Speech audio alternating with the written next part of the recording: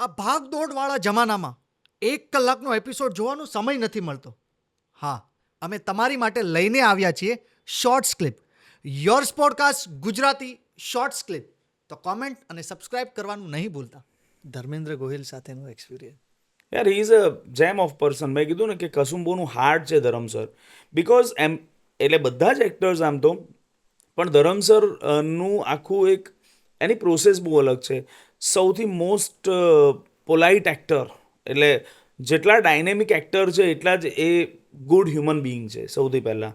તો એની સાથે કામ કરવા માટે એક બહુ જ અલગ પ્રકારની એક ક્લોઝનેસ તમને ફીલ થાય. કાસ્ટિંગ ત્યારે જ કરી લીધું સર?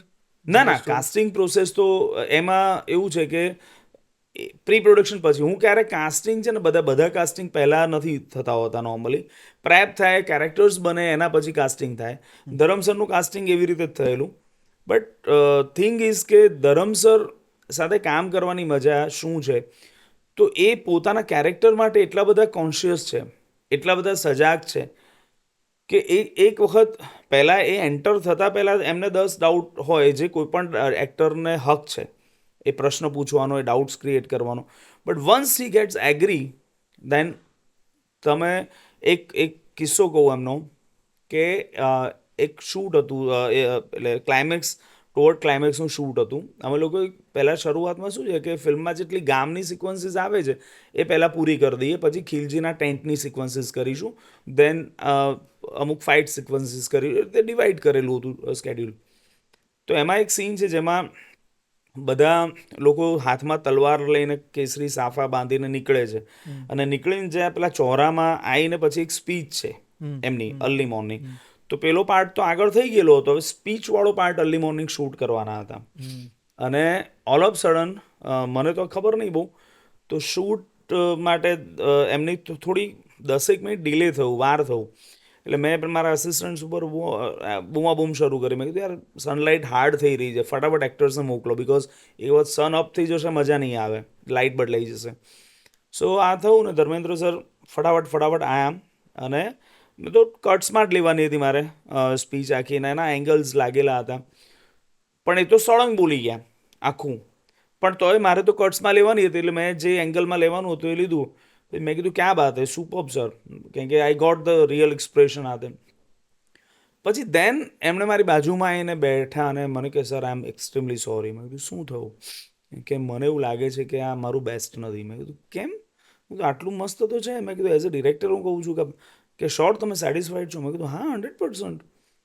મને કે યાર હું અલગ સીનની તૈયારી કરીને આવ્યો હતો, હું એકદમ ક્લાઇમેક્સમાં ખિલજી સામે જે સીન હતો ને એની સ્પીચ કરીને આવ્યો હતો, કે એમ મગજમાં એક બીજા શૂટ પરથી આવ્યા હશે, એટલે એમ કે મને ખબર જ નહીં કે આ સીન હતો. આ તો કે મને 5 મિનિટ પહેલાં રોનક સાથે વાત થઈ ને, કે તો રોનક કે તમારે જ બોલવાનું છે.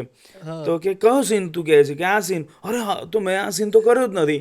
અને કે મેં 5 મિનિટ. હવે આ એમની થિયેટર પ્રેક્ટિસ છે. બાકી અત્યારના એક્ટર્સ 2 લાઇન સળંગ નથી બોલી શકતા, બહુ સાચું કહું તો. અમુક જે સિઝન્ડ આર્ટિસ્ટ એક્ટર્સ કામ કરે છે એના સિવાય મોટાભાગના એક્ટર્સને લાઇનના બહુ ફાંફા પડી જાય છે. અને એના કારણે ઘણી બધી વખત કેવું થાય છે, ફિલ્મ મેકર્સે અલગ પ્રકારના ટેકનિક્સ કરવા પડતા હોય છે. જ્યારે ધરમસરમાં પાછું એમ કે શોર્ટ ડિવિઝન તો થવાનું જ છે, તેમ છતાં એમણે તો એમનું કામ છે તો કે આખો ફકરો તો મોઢે કરીને જ આવવાનો, એમ પછી પરફોર્મન્સ તો કરે જ છે. સો આ એમની મજા છે એક એક્ટર તરીકેની. ડબિંગમાં સેમ વે, ધર્મેન્દ્ર સર અને દર્શનભાઈ, તો ડબિંગમાં એમનું આટલું બધું એનું સૌથી વધારે મેક્સિમમ હતું, પણ ડબિંગમાં જે ફ્લોમાં એમણે એમનું ડબ કર્યું છે ને, તો એમણે એક જ દિવસમાં એની આખી ફિલ્મનું ડબિંગ કર્યું છે. વાહ વાહ. Because normally he dubs for Netflix, Amazon, એ બધા માટે કરતા હોય છે. ઘણા બધા એવા કેરેક્ટર્સ, હોલિવૂડની ફિલ્મોના પ્રાઇમ કેરેક્ટર તમે જે હિન્દીમાં સાંભળો છો ને, એ બધા મોટાભાગના ધર્મેન્દ્ર કે દર્શન એ લોકો કરતા હોય છે. હા, but apart from that dubber side એને કેરેક્ટરમાં ઘૂસીને આ ડબ કર્યું. સો એ is a multi talented actor.